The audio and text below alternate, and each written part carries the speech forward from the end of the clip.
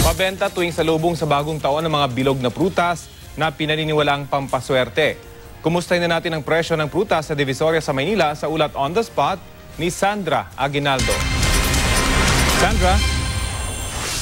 Yes, Rafi, narito ako ngayon sa Divisoria at itong kalsada na to na makikita mo sa aking gilid, bahagi pa to ng rekto pero makikita mo no, sa medyo salasalabat na yung traffic, marami talagang volume ng mga sasakyan. May pulis naman, Rafi, kaya lang medyo hirap pa rin sila no, sa pagkontrol ng daloy ng trapiko. Dito naman po, sa aking kanan, narito na yung mabiling-mabili, lalo na ngayong palapit na ang bagong taon, yung mga prutas. Ipakita natin yung yan, grapes. Ang kilo po niyan ay nasa 200 pesos. Seedless na po yan.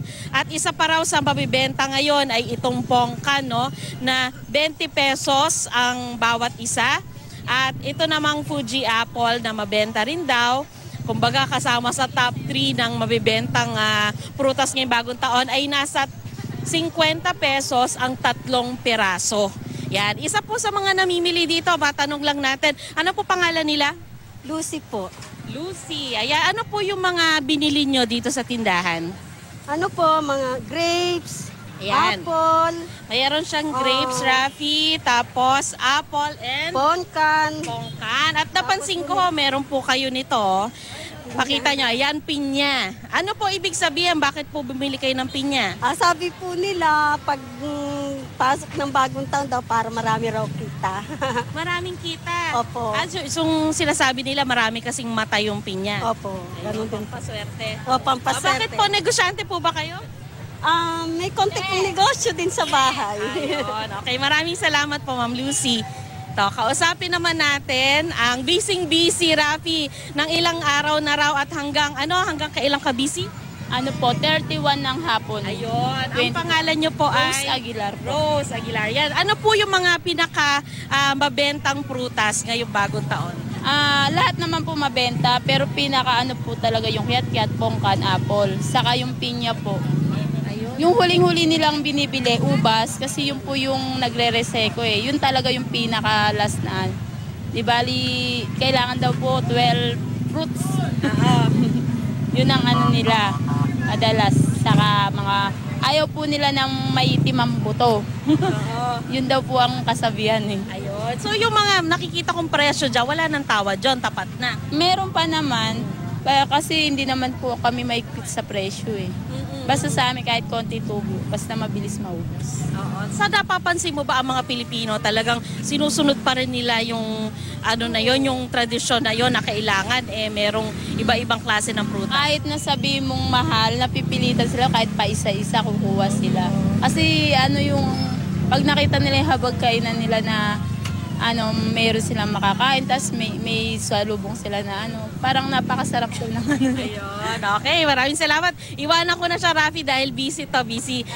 Dito, gusto ko lang pakita sa inyo na marami pa rin daw tayong mga kababayan na hanggang ngayon nag-Christmas shopping pa, humahabol ng kanilang mga parregalo, no? Isa daw sa mga mabibenta, may kinalaman pa rin sa prutas, yun ang sinasabi. Nay, anong pangalan nyo po? Let po. Let.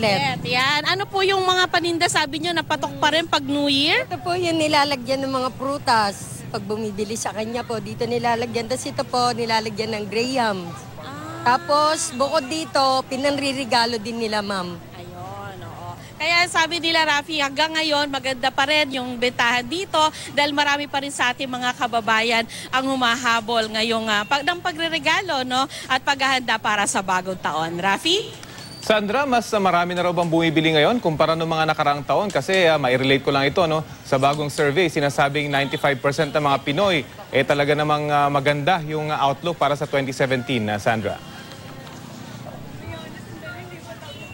Ayun nga, sabi rin ng mga nagtitinda dito, no, maganda yung bentahan mula pa nung Christmas, tapos nagpatuloy ilang araw after Christmas. Tapos tuloy-tuloy na daw yan hanggang 31 ng madaling araw. Pero yun nga, sinasabi rin nila na pagdating naman ng New Year, talagang nakakapagpahinga sila dahil nawawala rin o nababawasan din yung mga tao nagpupuntahan dito, Rafi. At Sandra, yung mga nagtitinda naman ng mga prutas, marami ba dyan yung mga locally produced na prutas dahil syempre bulto yung dating naman at marami talagang bumibili. Sana naman makinabang yung ating mga local producers, Sandra.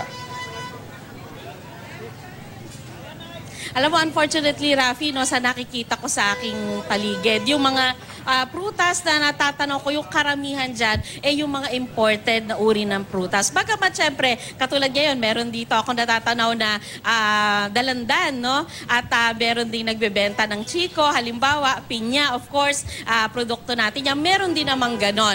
Yun na nga lamang, sa nakikita ko ngayon, nakalalamang yung imported na prutas na tinatangkilik din ng ating mga kababayan. Rafi? Kasi halimbawa, Sandra, meron namang bayabas at yung buto nito puti, hindi ba, Sandra? So siguro pampaswerte rin yun, Sandra.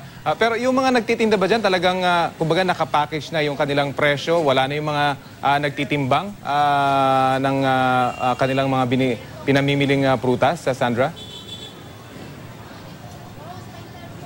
Alam mo, siguro para mabilisan na lang din, parang tinutumpok na nila, pero meron pa rin silang mga timbangan. Halimbawa, yung para sa grapes, halimbawa, nakalagay nga, sabi niya kasi medyo may kamahalan yung grapes, kaya nakalagay doon kung magkano yung presyo niya pag 1/4 siya binili. So yun yung mga tinitimbang nila, no? Kasi marami daw sa ating mga kababayan, pakonte-konte ng iba't ibang prutas ang binibili nila. So yun, meron silang ganon. Pero marami din para mabilisan na lamang, katulad ditong nakikita ko sa tabi ko na halimbawa isang bungkos na ng oranges na pag binili mo ay nakabungkos na talaga siya pag iyong binili. Rafi? Okay. Huwag mo na akong bilhan ng grapes, Sandra. Maraming salamat sa iyo, Sandra Aguinaldo.